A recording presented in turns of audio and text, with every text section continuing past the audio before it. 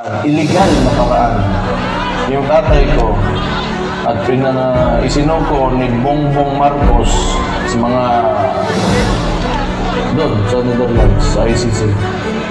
So, kahit ganun ang nangyari, masaya pa rin ako kasi nakikita ko yung suporta nyo. So, malaking bagay yan sa amin. Gusto ko malaman na malaking bagay talaga yan. At huwag na tayong tumigil hanggang sa hindi makabalik si PRR. Kailangan malaman talaga ng administrasyong ito na hindi tayo pumapayag sa ginawa nila. Yun lang. Again, gusto kong magpasalamat kasi kung hindi dahil sa inyo, wala na kami. Wala ako, wala na akong lakas. Mahirap din yung sitwasyon. Alam ko, marami tayong nasasaktan ngayon dahil sa nangyari, pero mahalaga talaga na lumaban tayo. Hindi pwede na tayo ay magpapatalo lang. So, kailangan pakita natin na hindi tayo talaga pumapatalo. So, again, maraming salamat talaga sa inyo. Marami kayong oras na pwedeng ibigay sa ibang bagay, pero andyan kayo ngayon, nandito kayo, nakikinig sa akin. Mahal na mahal ko kayo dahil sa pinapakita nyo. Suporta sa tatay ko. Isa pa, dahil ito ay resulta ng pinasumbaran ng politika. Ito si Marcos. Dahil tingin mo ako talaga sila na tumakbo yung kapatid ko sa 2020. Kaya maraming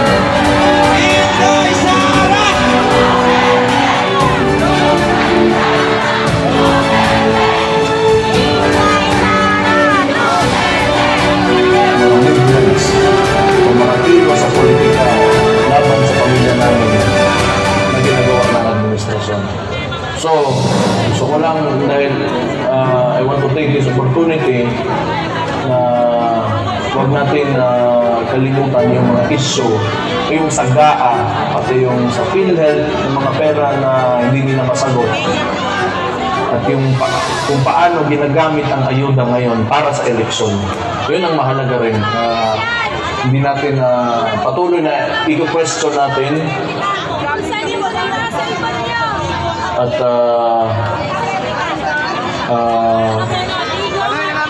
bigyan ng pansin. So, yun lang. Sa lahat ng kasama namin ngayon na nagse-celebrate ng birthday ng tatay ko. Again, mahal na mahal ko kayo dahil alam ko mahal na mahal na yung tatay ko. Malaking bagay yan sa amin. So, thank you very much. And uhaw! Mayor Baste Duterte! God bless you all. Duterte! Buhay kayong lahat. Pilipino.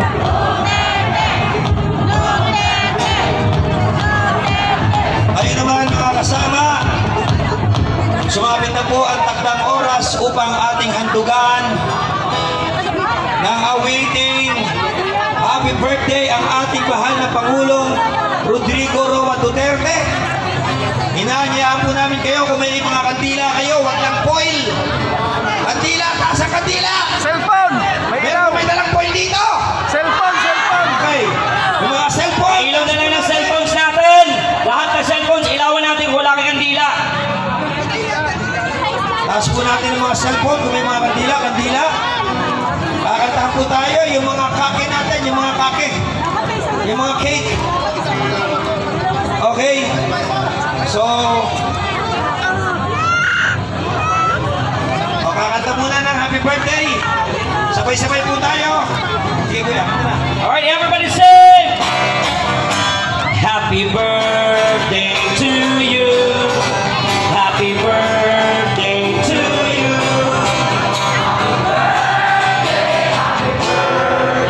Happy birthday to you. One more time in the house. Happy birthday to you. Happy birthday to you.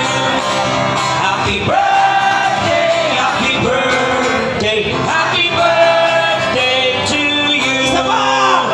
Happy birthday to you.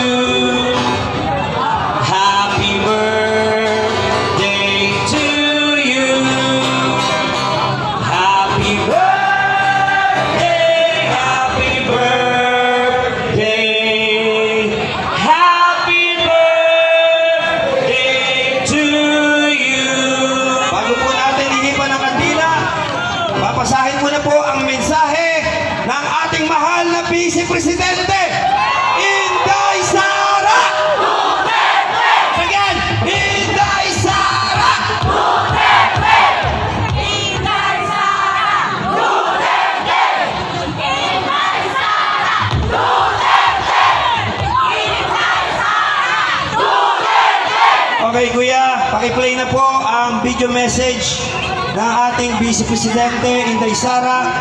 Bago po natin babasahin, mainit na mainit from The Hague ang mensahe ng ating pinakamamahal, Tatay Rodrigo Roa Duterte! Okay, kuya, pakiplay. Mga kababayan, aking taus-pusong pasasalamat sa lahat ng mga Pilipino na sumusuporta at nagmamahal kay dating Pangulong Rodrigo Duterte. Sa mga kababayan natin sa Pilipinas, the Netherlands at iba't ibang panig ng mundo, napakalaking bagay para kay Pangulong Duterte ang pagtitipon ninyo para sa kanyang pag-uwi at kaarawan. Maraming salamat at napapagaan nito ang mga hamon na hinaharap niya ngayon. Alam din ni Pangulong Duterte na haharapin niya ang ICC na kasama ang lahat ng mga Pilipino sa iba't ibang panig ng mundo, lalo na ang mga kababayan natin sa Pilipinas. Sa kanyang pagdiriwang ng kanyang 80th birthday, huwag natin kalimutan na ipagdasal sa Diyos na sana ay biyayaan pa siya ng mas magandang kalusugan at mas mahabang buhay. Hilingin din natin sa Diyos na sana ay makauwi na agad si Pangulong Duterte sa Pilipinas. Ang ating mga pagtitipon ay nagpapatunay ng lakas, tapang at paninindigan ng mga Pilipino. Sana ay magpatuloy din ang inyong suporta at pagmamahal sa ating dating Pangulo hanggang sa darating na halalan ng ating mga senador. Sa inyong kaisong suporta o pag-ampo, kami nagasandig o naginaot na atong makabot ang hustisya alang kay Rodrigo Duterte sa mga Pilipino o sa atong nasod, Pilipinas. Syukran. Muli mabuhay, Inday Sara Duterte! At ngayon naman po, bago po natin ihipan ang ating kandila, pakinggan po natin ang mensahe mismo ng ating Tatay Digong.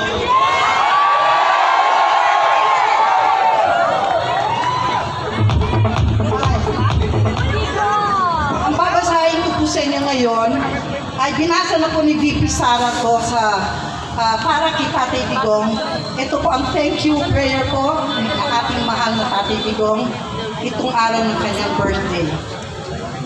I thank you, Lord God, for the gift of life, my life, the lives of all whom I treasure as family and friends, and the lives of all humanity who I know as my brothers and sisters. God bless you. Duterte! Duterte! Duterte! At bilang pagpinali, muli po awitan natin ng happy birthday song ang ating mahal na Tatay Digong! Alright, here we go! Happy birthday to you. Happy birthday to you. Happy birthday, happy birthday, happy birthday to you. One more time. Happy birthday to you. Happy birthday to you. Happy birthday, happy birthday, happy birthday to you. Okay, kunin natin cake, yung cake natin. Babagal-bagal para sa cake. Let's blow the candles. Happy birthday to you. Happy birthday to you. Happy birthday, happy birthday. Say everyone, say happy birthday, Tatay Digong.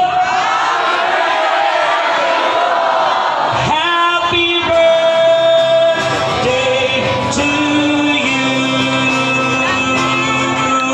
Magsigawan tayong lahat. Duterte! Duterte! Okay, let's blow the candle!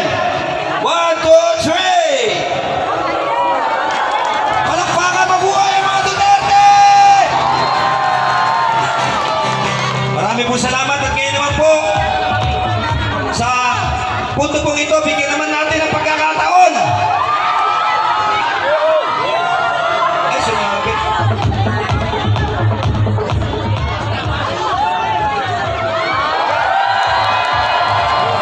Bigyan po natin ang pagkakataon ng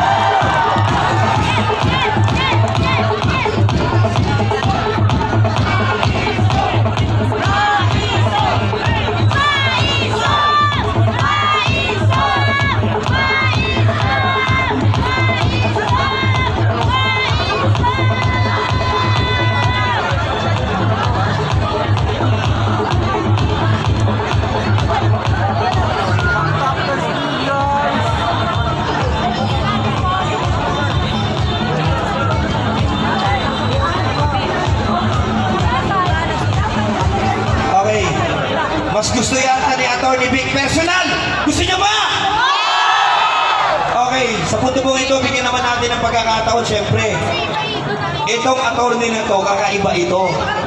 Dahil dito sa ginawang TRICOM hearing, tama ba TRICOM? Napakaganda nung sinabi niya tungkol doon sa fake news. No, tungkol doon sa nangyari kay Aristotel na matapos husgahan, lumipas ang maraming panahon. Tama pala si Aristotel! So hindi ko na po patatagalin, palakpakan po natin.